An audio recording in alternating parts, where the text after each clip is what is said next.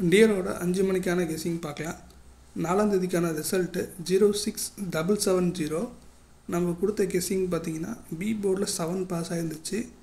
ABC board பாக்ஸில் 970 கொடுத்துருந்தேன். அதில் நமக்கு சி போர்ட் பிசி பாஸ் ஆகிடுச்சு.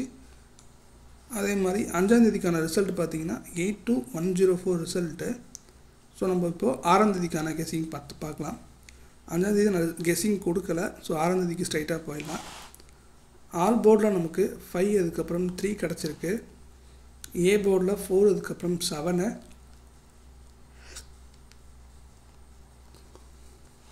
பி போர்டில் 6 அதுக்கப்புறம் 7 கிடச்சிருக்கு. சி போர்டில் 6 அதுக்கப்புறம் 4 கிடச்சிருக்கு.